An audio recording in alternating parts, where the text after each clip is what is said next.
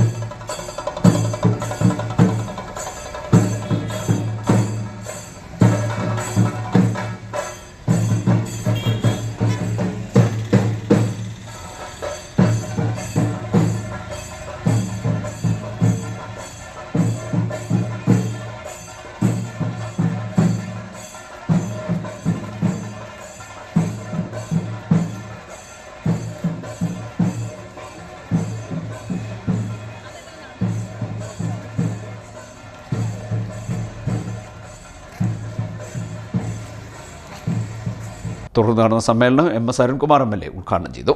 നഗരസഭാ chairman KV Sreekumar അധ്യക്ഷനായി. 14-15 തീയതികളിൽ കലാമത്സരങ്ങൾ ഗവൺമെന്റ് ഗേൾസ് ഹയർ സെക്കൻഡറി സ്കൂളിലും നഗരസഭാ ടൗൺ ഹാളിലുമായും കായിക മത്സരങ്ങൾ ബോയ്സ് ഹയർ സെക്കൻഡറി സ്കൂളിലും നടക്കും. 15-ന് വൈകിട്ട് 4 മണിക്ക് സമാപന സമ്മേളനം നഗരസഭാ ചെയർമാൻ KV ശ്രീകുമാർ ഉദ്ഘാടനം ചെയ്യും. CDNet news Mavelikkara.